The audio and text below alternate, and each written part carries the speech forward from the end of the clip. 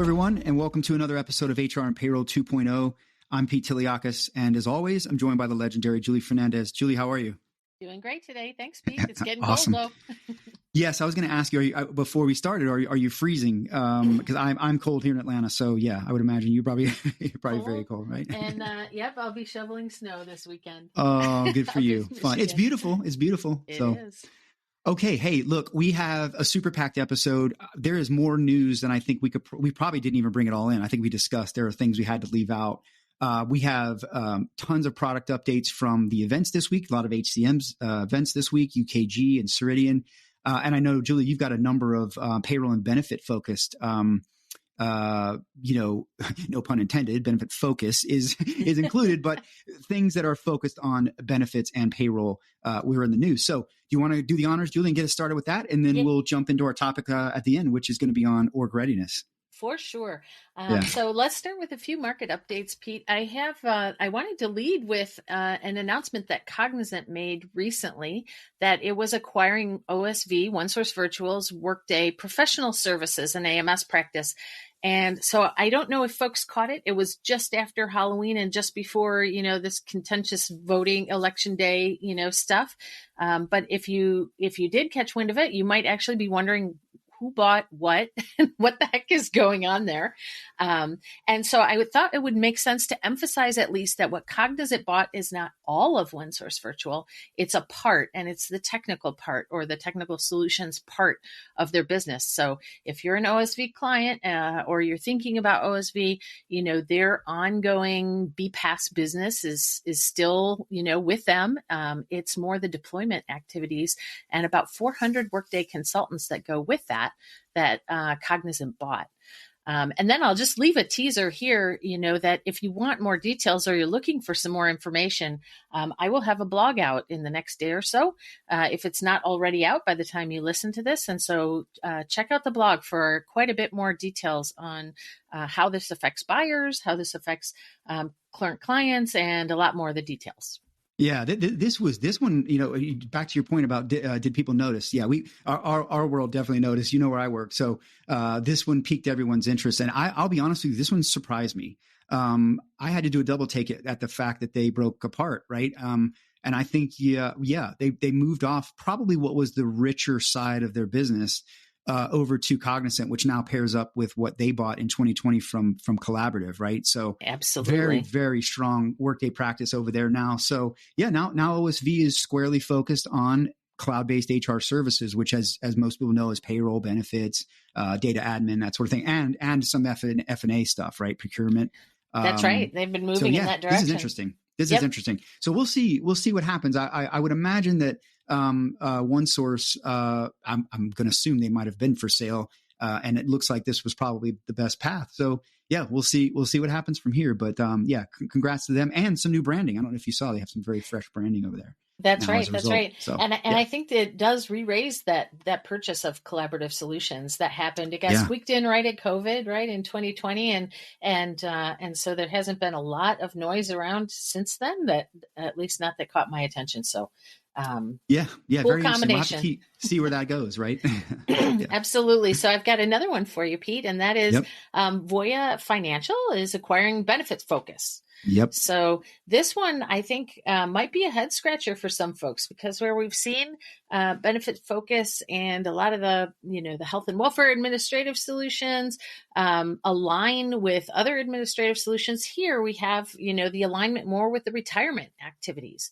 And so, all cloud-based, the cloud-based benefit technology was kind of the draw or the appeal, but putting retirement and the health and welfare administration activities back together in kind of the TBO arena under one umbrella seems to be what they're going for. Yeah. I this is interesting too, right? I mean, Voya is continuing to be that sort of one-stop shop of all of those things, right? And they're very focused on that workforce product. So fun fact, I actually was one of the first people to be certified in Benefit Focus's.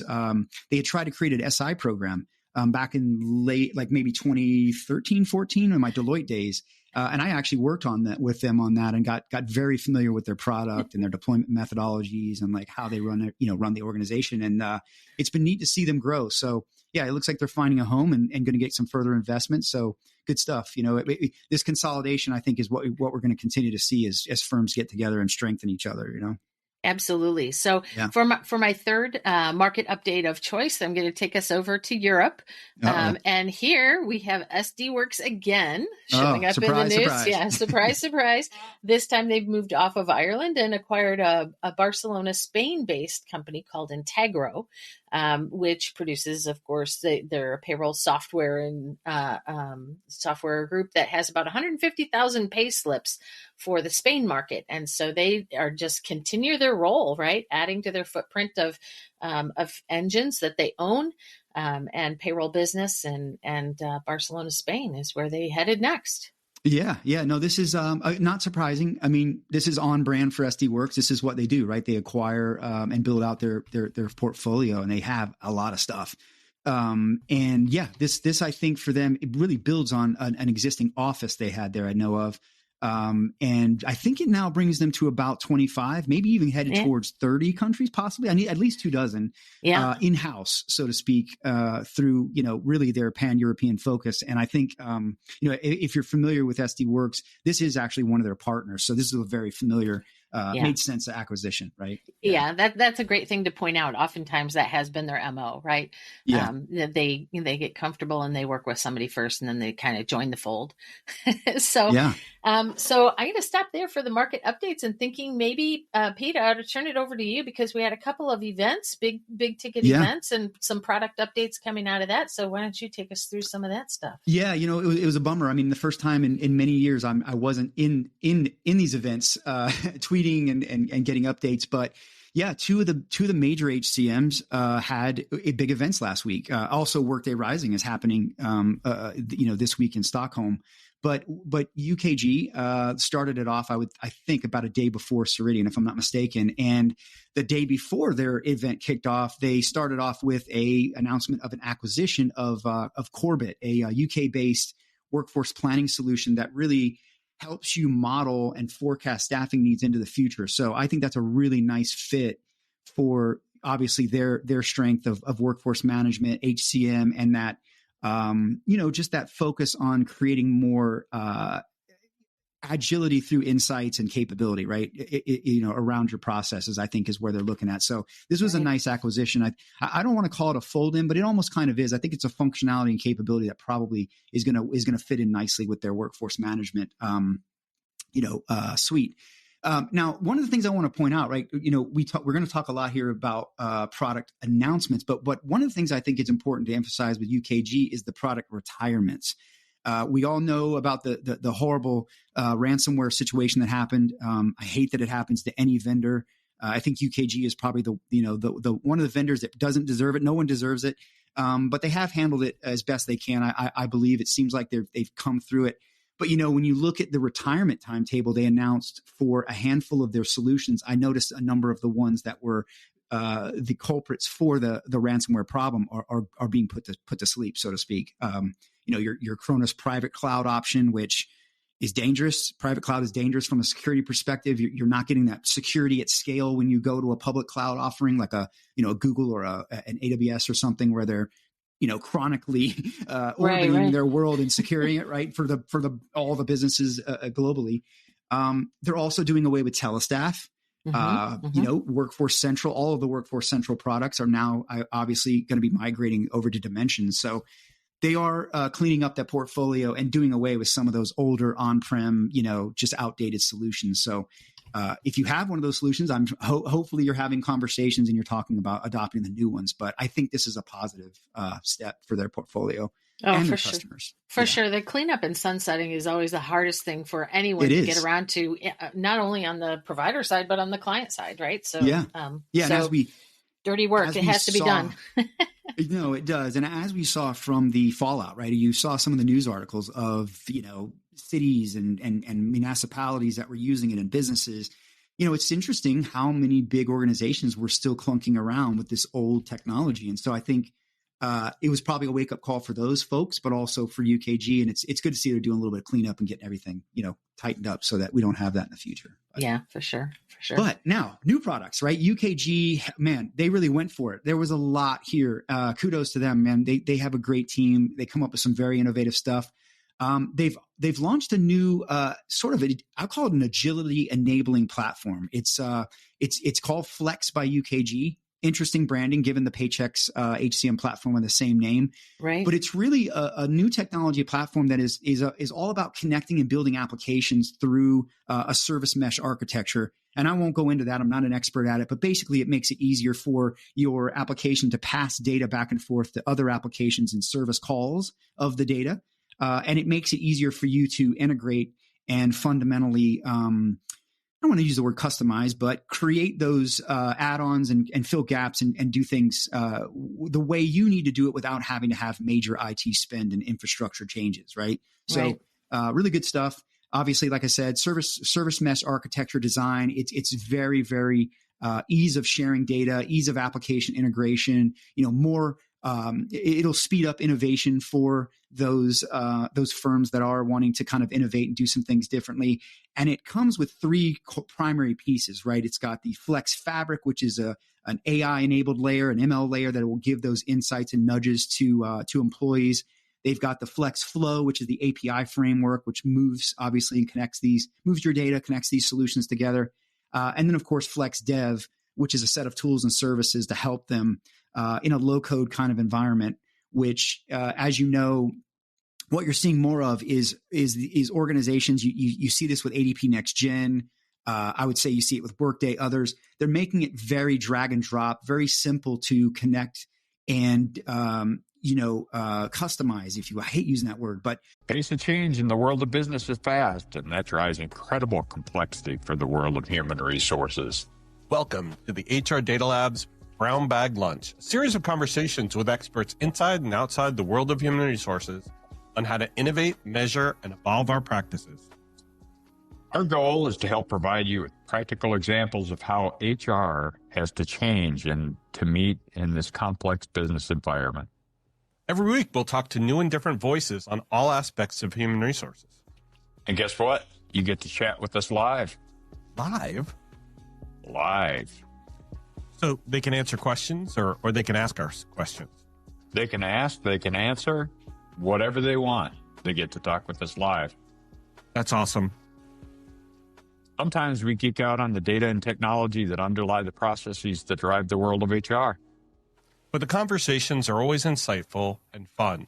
So please enjoy the HR Data Lab's Brown Bag Lunch. But really kind of using it to develop the things that you need to do. I think always of the Julie, you'll recognize this. You go into an organization, you do due diligence, and in payroll, there's always in the big companies, especially the ones on legacy systems, they've always got a couple of access databases that are lurking around that they can't live without.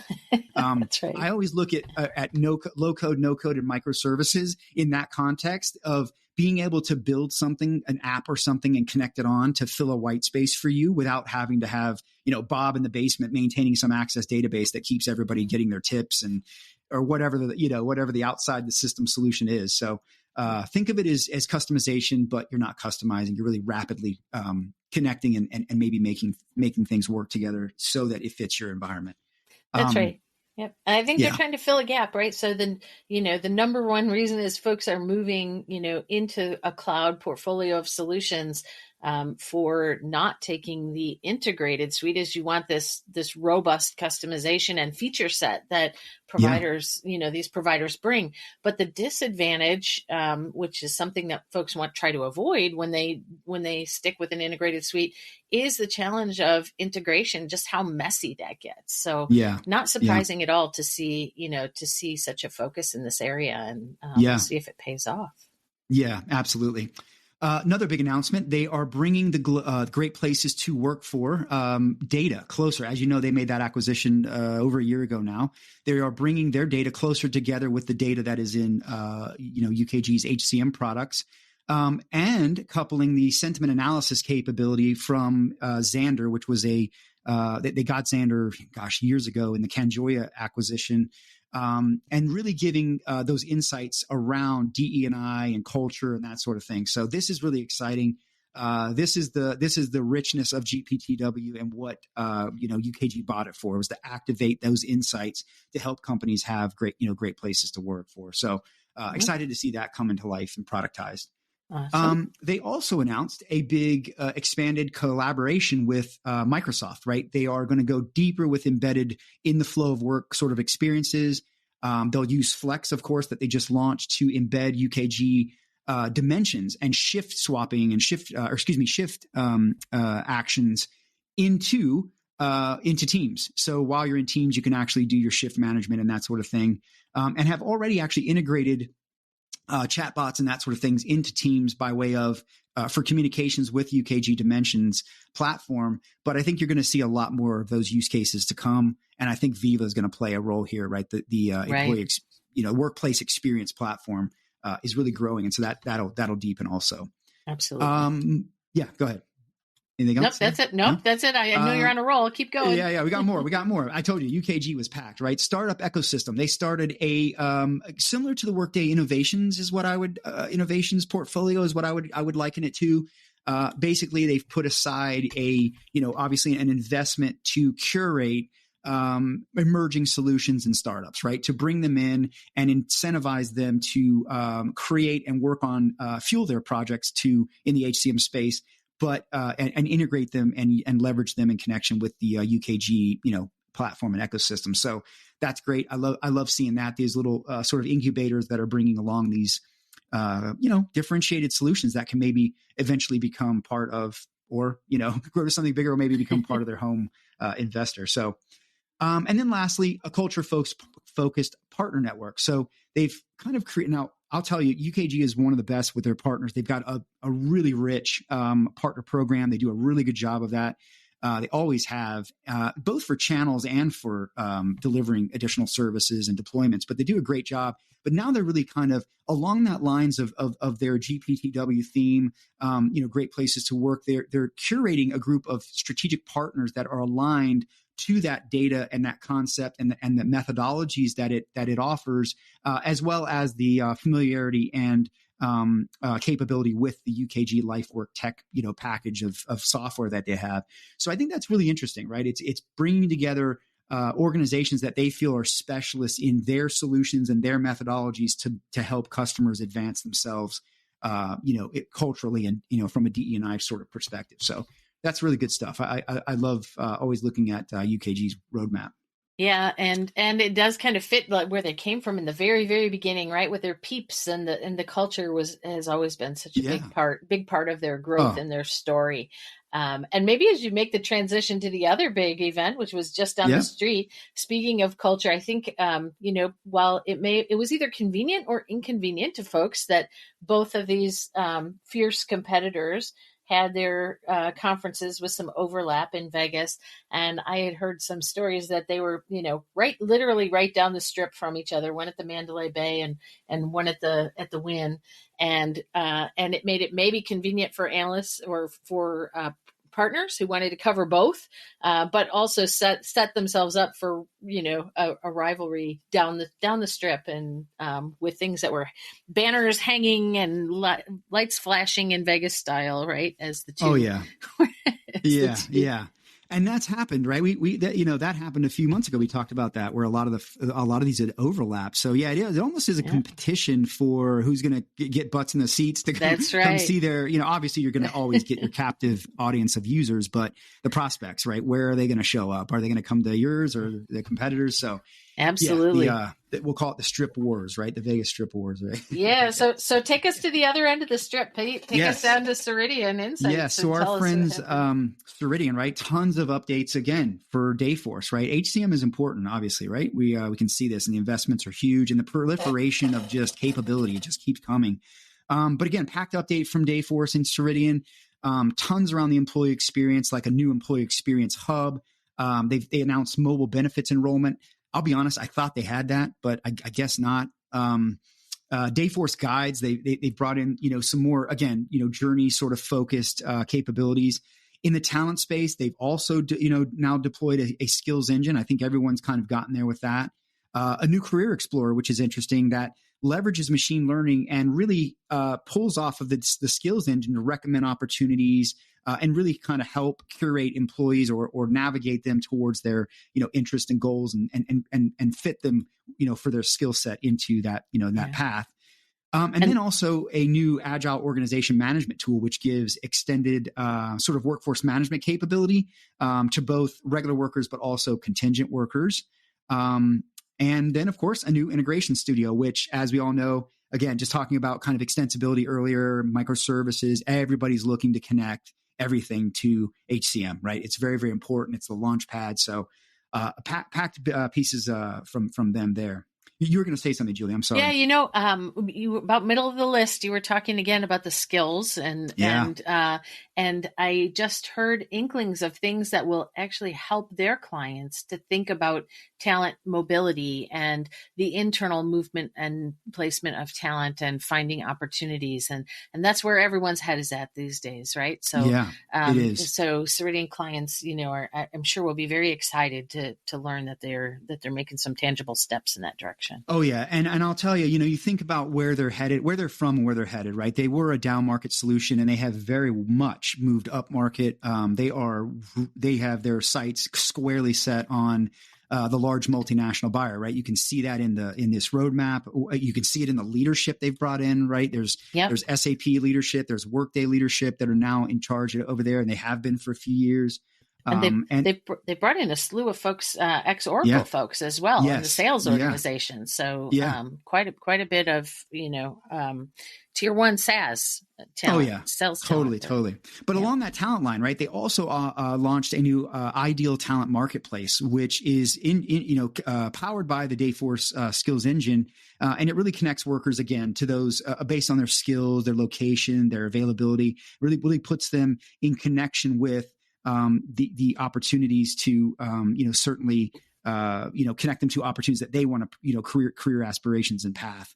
Right. They also mentioned that it's integrated into their on-demand shifts as well, where people can pick up gigs almost inside the organization and then get paid instantly by way of Dayforce Wallet, which I think is pretty cool. And really, let's be honest, right? It was the first native solution in the marketplace for HCM from an HCM provider for earned wage access. And they have really done a good job, I think, of weaving it into the experience across the platform. And payroll, as we know, we could talk for a while about Ceridian with payroll. That's very, very critical to them, right? Both the capability to process and create a great experience, but also the ability to cover the globe, right? They've made some great acquisitions, some really notable acquisitions that have made them quite formidable in the global payroll space as well. Hello, I'm Ruth Thomas, host of Comp and Coffee, where we break down what's next in the world of compensation management. From pay transparency to performance alignment, we explore how businesses are rethinking compensation to drive impact, equity, and growth. So if you're shaping the future of pay at your organization, grab a cup and tune in. Listen on the Work Defined Podcast Network. What if I told you that your boss skydives, Tim in marketing is a magician, and Sam in accounting does sums in his head while standing on his hands? Seeing sides of the people you work with but never see, sides that inform and inspire their work and that can inspire yours, is what The Talent Show is all about. Email me, Tom Alexander, host of The Talent Show, at talentshow@backboneinc.com and show us what you got. I look forward to seeing you on The Talent Show. But anyway, back to the talent marketplace, employers can also with this can scale their workforce, fill skills, fill scheduling gaps, and really get them, do it all inside of Dayforce, right? With scheduling, with the marketplace, with the skills engine, and then of course payments through to the wallet. So, absolutely.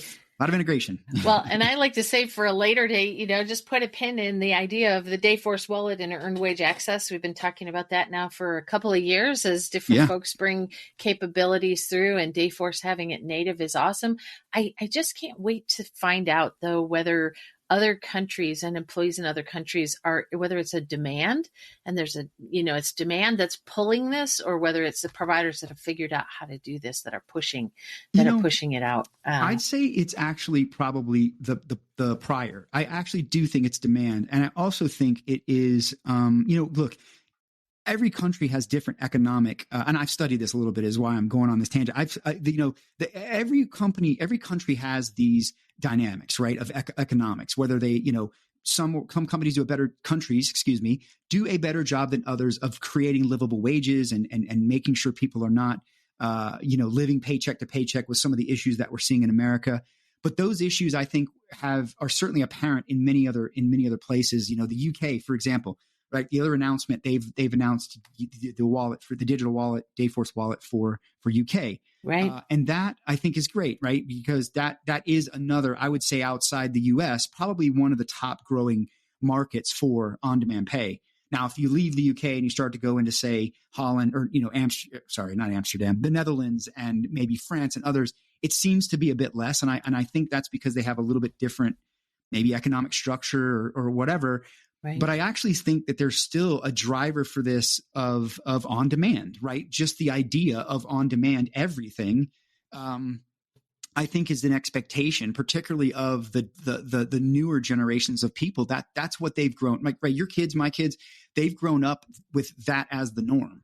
So the idea of being able to do things on demand, I think, there's a generational element to that. But then I also think that you do have a geographical influence too, where, like, if you go and look in Asia Pac, there's a much more forward use of electronic payments, electronic money movement, cryptocurrencies, digital currencies. And so I think it's a perfect storm of, we as human beings love the on demand, right? We can get food to the door. We can get a movie on our phone. We can take a flight. Why can't we get pay, right? And we're all, right, with inflation and with what's going on, you're starting to see more and more research come out that, 6-figure income households are struggling paycheck to paycheck. Savings are down. So I think this is where, like, all of these little things are adding to different reasons why people would engage with this, right? Right. And it's funny when you talk to people, Julie. I've studied this a lot with customers that have deployed it. I've studied it with people who some people just think it's crazy. Like, why would you do that? Right? Like, that's so, and I find it's generational, but I also find that it's almost the context of which they are putting it through. Like, oh, I would never do that because, right? Or, oh, I would love that because. And so I think it just depends on the use case, right? But there are a lot of use cases that are swirling around that are driving this for more reasons than just, I can't get to the next paycheck, right? It's other things too. So yeah, long-winded answer. Well, congrats to Ceridian for putting it natively and making it widely available in the UK. Yeah, and I would imagine they're gonna continue to roll out more countries. So just to give you a little bit of context for the uptake so far for Dayforce Wallet, right? 1,340 clients or employers across the U.S. and Canada have adopted. 45%. I think they said 45% of their customers, with 75% of those live. The average transaction, about $28 per transaction being spent through Dayforce Wallet. And they are saying they're indicating that companies that are offering Dayforce Wallet are filling positions 15 times faster than companies that are not offering it. So clear impact, right? There's clear use, and there's a definitely impact to talent when you do this. And I think it's just one of those flexibility things that, whether or not you think it's necessary or desired, there's someone and there is a desire. There is a market for this for sure. And I think it's going to grow. So awesome. Yeah. Awesome. Okay. Let's talk about org readiness. Are you ready for this? Oh, totally ready for this. I know you're working on something. You're cooking something up, Pete, that got us thinking about this. Yes. Let me tell you how we got here. So I've been working on a survey, and this is forthcoming. Shameless plug. I've been working on a survey of multinational payroll practitioners and leaders, right? And what we did was we worked with the GPMI and the APA to survey members and ask them about how impactful transformation is and how much value that they're getting out of payroll. So look for that in January. You'll see a webinar at the end of the month. I've got the report itself coming out, and then of course I'll be following that up with an article to kind of talk about it. But I want to pose a question to you, Julie, that we asked, and I want to get your sense of, first, before I tell you what the results were, what do you think the results were, and then let's talk about the results, and then I want to kind of segue into where we got on this topic and why I kind of questioned it is, and see where we go from there. Is that cool? Sounds good. Let it rip. Okay. So here's the question that we asked everyone. And I actually asked this not only in the survey, I also asked it live at the California Payroll Conference. When you're at the events, you can use the app sometime, and you can pop a poll in. So I popped a poll in. I had over 100 people coming to my session. And I thought, hey, let me poll these people. And I asked them this question. And here was the question. We said, how confident are you that your executive leadership and corporate culture is fully aligned and invested in elevating payroll's value and impact within your organization? Right? Yep. But what do you think that the overall response was? And it was very similar between the poll I took, the sample poll, and those that we interviewed in this. So what do you think? What do you think about that question? So, and the question is being asked of payroll practitioners, right? So We're payroll asking, leaders, yes, payroll leaders. Let's say they could have been anyone, right? Taking this. Yeah. So I'm going to guess, maybe as many as half or 60, let's say on the top end, 65% of leaders feel that they have alignment because it's their job to gain it, right? And I say that with a little bit of skepticism in my voice, right? Because I think sometimes we have folks that feel they have alignment that maybe don't when push comes to shove, right? Yeah. And that's a lot, right? Think about the question, right? We're asking about the executive leaders, the corporate culture, and we're implying investment, right? I feel like that's three things, right? Are you physically and mentally dedicated to seeing this be better and raising its position? And by elevating, what we implied there is, are you focused on bringing payroll to where it should be to give you the value that you need, right? Yeah. Now, the answer, 54% said they lacked confidence. And I think that's a lot. Not surprising because I think payroll is still sort of, I don't want to call it neglected, but I still do think that there is a large population that thinks why is this so difficult? And I also think that there's a lot of organizations, I can name many of them, that good enough is good enough. I'm too scared to touch it. I'm too scared to deal with it. Yeah. Just leave it alone, right? Yeah. And that gets me to the next question we asked. So what are your thoughts on that, though, Julie? Well, I was going to say the same thing. I still think that's an optimistic, based on who is being polled, right? I still think that even if over half lack that confidence, I think maybe the results could be a little bit more grim than that, because I think those are the folks who are going to be maybe the most optimistic about the alignment. Yeah, possibly. Right. And now, so the other thing we asked how much value are you deriving from payroll, your operation? Like, how much is it giving you back as an organization? Right. 40% said they lack satisfaction. So that's kind of positive, because that's the majority are happy, but almost half are struggling to get value out of payroll. Right. So, there's just there's a lot there, right? There's a lot of opportunity, I think, for executives to understand the value they're leaving on the table with payroll. And I think there's cultural pieces to that too. I think there is a cultural attitude that payroll is just cutting checks. That's all they're doing. They're just in the basement. They're cutting checks. How hard can this be? And that's the problem, right? There's not an understanding for the fact that it is not just a check cutting process. It is a value enabler that is absolutely vital it's holding together. It's the glue holding together all of your employee experience fundamentally. And if you blow it, you blow it, right? Yeah. And I kind of wonder, if there might be a similar awakening coming for that payroll value driver that seems to be hitting now in the benefits space, right? So we've spent quite a number of years where benefits was just table stakes, and you had to put benefits out there in order to be part of the employee value proposition. And now where talent just becomes so tight and so constrained, we're seeing all kinds of crazy, innovation in the benefit space. And I think maybe trailing not far behind will come the realization that there are similar, innovation opportunities and ways to create value drivers out of payroll, as we're seeing, kind of take center stage in benefits and rewards today. Yeah. No, absolutely. You're absolutely right. It's all of it is becoming incredibly important. And we could talk about benefits, but what happens now that everyone is shifting away. Not everyone. A lot of people are shifting globally away from regular jobs and going to more gig and self-supported roles. Getting benefits for those people it's expensive and it's tough. And what happens, right? If you, because right now we're so coupled in America, benefits with employment, it's so synonymous that, like, if you don't have an employer, like, I know you can go buy it on the open market, but I personally have gone through that, and it's very complicated. Yeah. And it's a little scary too, but that's for another subject. So this topic got me to thinking, right? Like, okay, so clearly some firms have transformed, they are transforming, but the majority of them are saying that they don't have confidence, right, in their leadership and their culture around payroll. So that got me to thinking, like, can you go through transformation from an org readiness perspective and make an investment? I don't even want to use the word invested. Make an investment that moves you forward, but not be invested culturally in what you're actually doing. In other words, I have this theory sometimes that payroll is one of those necessary evils that leaders will invest in because they have to, not because they look at it as a value driver or a value potential. It's more, I have to do this. I don't really buy in. So I kind of just sort of starting us there, like, can you be invested, in investing, but not invested? Yeah. Right. And does that jeopardize you? Right. Like culturally, what does that mean?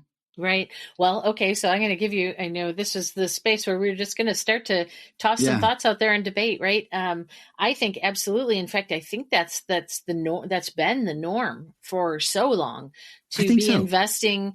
And we see it because folks don't invest or change the technology until they've absolutely run the course of, a big depreciable, asset or technology, or, end of life or end of support.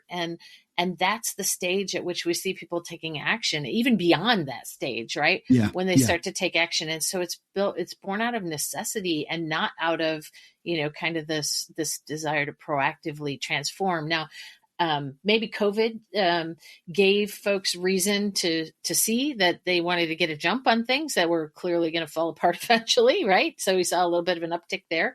And now the question is, do we settle back in to investing out of necessity, or are we moving forward to seeing transformational value and reason to do things proactively? Yeah. And, can I tell you something observational? This is anecdotal, but observationally, in all of the time that I have interviewed customers, like not even just as an analyst, but as, working in the industry, right. And working with people and listening, and especially as an analyst though, if you have a chance to watch like a really truly modern organization's payroll leader talk, right? Iggy Zavoda is a phenomenal example, right? She's spoken many times about her work at Cliff Bar. But when you listen to her, one of the things I always take away from her is how invested their senior leadership was in, because she's not there now, she's at UKG, but how invested they were in the employee experience and payroll and all of the pieces and parts that go into having a great organization. And as you know, their culture is very, very famous for being, super, super supportive and positive. You listen to those payroll managers talk, you listen to those payroll leaders talk, and they have a different energy.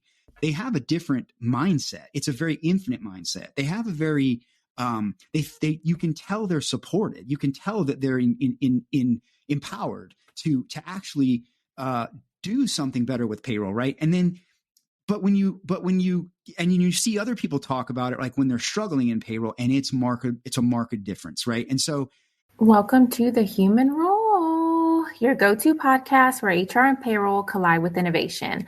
I'm your host, Tiana Neal, and every month I'm diving deep with industry experts and change makers, bringing you real talk insights, practical tips, and fresh takes you won't hear anywhere else. Whether you're a leader, practitioner, or just curious about the latest HR and payroll trends, I've got you covered. Ready to roll with the best? Tune in for fresh perspectives, actionable tips, and the knowledge you need to roll forward with confidence. Subscribe now and let's transform the way you work. I think that just goes such a long way when you, as a payroll leader and HR leader, it doesn't matter what tower this applies to. If you're able to look to your leadership and know they got my back, they're invested in this, and they're gonna help me, and they're gonna drive that attitude across the organization, that just brings payroll to a whole other level of opportunity, And I just think that's where organizations have to really embrace this stuff and get behind it versus just sort of like, okay, I'll do it, but I don't really like it. You know what I mean? Yeah. Yeah, and I think having there's the flip side of that as well, right? So knowing that your leadership or your peers have your back, it makes that easier to have that attitude, right? And to be infectiously, effective. But the flip side is true as well. You really have to have leaders that look at, or the leader of payroll or HR also has to be able to communicate and to persuade and shine kind of the value of payroll. It's easy to look at it. We might even have HR listenership that goes, okay, but payroll is kind of the grunt engine of the wheel, right? No doubt. And then there are finance and shared services and other parts of, the broad organization that looks at HR and might say the same thing. And so it's the leadership itself of payroll, of HR, has to be able to communicate and portray the importance of their own function in order for that to really work. And if both pieces aren't there, I think that's where folks just get nowhere with. That is the theme of that blog I wrote, right? That is a top down, bottom up approach. You have to be you need those executives invested, a culture, but you have to walk the talk. You have to step up. You have to use that investment that you're given to champion change, to drive that insight, to be that advisor. You can't just operate the way payroll did before, right? You're right. Everybody's got to walk the talk. It's a team effort. So 100%, 100%. Well, we came into this topic knowing that organizational readiness was going to be, it's such a broad topic that there's a million places we could go with it. And I was thinking, since, we've already had quite a bit of content out there today, that we might want to try to just take a few stabs at some actionable things that folks can do as they're looking at a big payroll transformation or HR transformation, starting with stakeholders, since that's where we were at, right? And I'm gonna revert back to payroll and thinking about payroll transformation now, because I have long felt that payroll has the most complicated mix of stakeholders of any of the HR functions. Not only to everyone. That's right. They answer to everyone. And it can be led by everyone, right? Sometimes it's owned by HR, sometimes it's finance, sometimes it's IT is running the show, sometimes it's a shared services, or it's not even centralized and it's just decentralized in operations around the globe. And so So I thought that it might be a good time to talk a little bit about just even the importance of starting conversations or having somebody that is looking at making the transformation in payroll that is familiar and conversant with other parts of the organization, right? And so often that doesn't happen. And we've both been in these, right? You're sitting in these rooms with 50 people, representatives from all over the business, like trying to make these decisions. And it's fascinating to me how they get everyone on the same page. They don't, but they got to get most of them. So it's interesting. That's right. And the way that you approach the transformation, or even, getting approvals that are necessary to move things forward at different key points in the project, sometimes just frankly depends on the balance of power in your organization and who's driving who, right? And where you get the money from and where you have to go to get, processes approvals or third party support. It's so varied, and it's something that's so complex. And I really feel like it's misunderstood or doesn't get the emphasis that it needs in order to really make sure that you can do more than talk to some vendors and figure out who your preferred one is, right? That's the easy part. Yeah, right. You're shaping your future. It's definitely more than just a buying procedure, for sure. It's incredible. And I wonder sometimes, like when firms go into this, are they going into it with the right intentions? And I'm not saying like they're going in going, let's just do something, right? No, I think they go in, with the understanding of like, hey, we're trying to solve this or that problem, but are they looking at it in the context of like a vision? A vision for, does the leadership have a vision for how HR should and can support it? Because every organization is different. They have different needs from HR. And I think that's really critical. Part of the buy-in is them having, the senior leadership having a vision for how they would like to see HR supporting and engaging talent and helping them execute. So Yeah. It's all really, really amazing stuff. and stuff. Yeah. Have you seen, it makes me think, Pete, when you see global process owners, right? That was kind of the foundational, that's the premise of bringing in global process owners, is to have somebody that's thinking about the vision from that particular dimension. And yet, if they don't own any part of the actual operations themselves, they don't have the budgetary power. They don't own the FTE. There's no skin in the game. And so they can vision all they want. But if you have no skin in the game, it's very hard to drive decisions or to make things happen. I'm imagining you've seen that as well. Oh yeah, totally. Yeah. I mean, you've got some stakeholders that are more invested in others. And I've seen people leave. I've seen people leave an organization because they didn't agree. Whether not that they didn't want to see change, some do, some don't want to see change, and some do leave for that reason. But I have seen some senior folks leave an organization because of it and say it's just not what I don't believe in this, or I don't care about it. And I think that's the best. That's for the best, right? Don't be in the way, And so where do you go from here, Julia? Like how do you get this alignment maybe going and get your stakeholders kind of in the right direction? Yeah, well, I think that step number one is to reach out and engage the stakeholders from each domain. And I don't think that's a natural step internally, because you're going to take your lead, your transformation lead from somewhere in the organization. Yeah. And so if they're coming from payroll or from finance or from procurement, their inclination is going to be to approach the project or the program from that perspective, and to minimize the importance of not just reaching out and informing stakeholders, but making sure that they understand who's at the helm of, some of their peer organizations, and what is their interest and what are their priorities, what's the timing and what's the wins, so that they know how to, I won't say manipulate, but that there's an element of that, right? They know how to navigate really across the peer organization. And at first it's not obvious, because you start maybe with,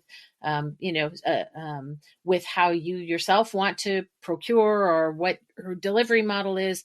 But you're not going to get very far if you're not able to know who the other players are, and to get them aligned and to get them marching to the same drum. Yeah. And I think that sometimes, or a lot of times, organizations maybe don't have the skill set to do that themselves. That's where I think a lot of the consulting, like you do, and I know the professional services that we do, come in very, very handy, helping companies figure out, are you ready for this, right? Are your processes ready? Are you ready? Do you have the right team and skills? Do you have the right retained team? Right?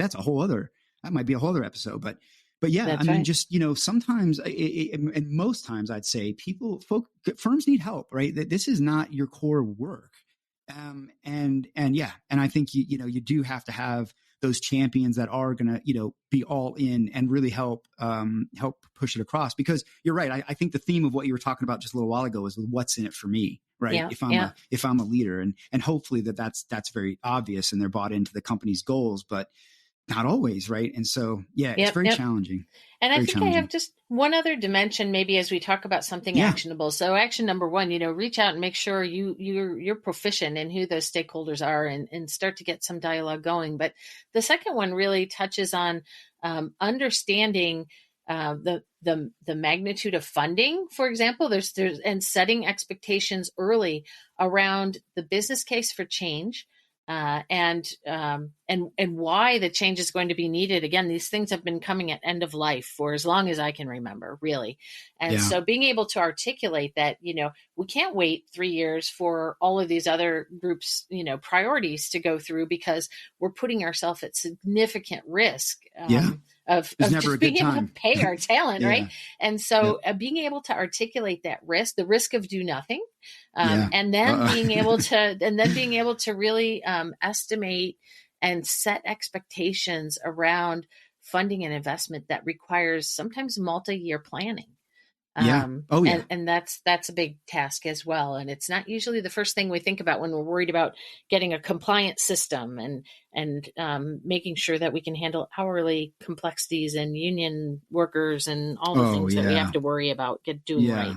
And the merger that we just did two weeks ago, now we have to wedge into our plans that nobody told us about. You know what I mean? Like that, is that always the way, right? It's always like that. So yeah. Well, I hope at least out of this teaser on org readiness, we have 2 actionable things that we could share with folks. And I doubt this will be the last time that we talk about it. Yeah. And, I noticed you mentioned too about the org readiness starting at the top, right? I really like that. I don't think we said that here, but maybe earlier. That's a really great point. That I think is, again, back to that whole buy-in, right? Like, I think executives need to be more, visionary about what they want their HR to be. And even if you're not the CHRO, I think you still should have a vision as the CEO of how you want your human beings to, your fellow humans to be treated, and how you want things to be done culturally. And I think that point of having that point of view is the start to buying in and beginning to say, hey, how do I bring this to life? And I think that's where the org readiness can get driven. When you got your senior leaders energized, it often gets other people energized. Absolutely. To get on board. But then again, you've always got those folks that are going to try to carve out their empire, right?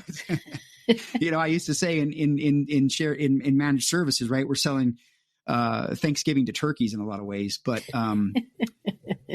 the ultimate goal is that they're going to, come away in a better state, and that, their retained organization is going to move forward and hopefully fuel their vision if they have one, and hopefully have a better future. So. All awesome. Good stuff, right? Yeah. Cool way to work in turkeys right around the. Fits perfectly for Thanksgiving. You're right. Awesome. Well, thanks for another great chat. And I think we'll hope to find everybody just in a few short weeks. Yeah, absolutely. Happy holidays, everyone. And we'll talk to you soon. Thanks.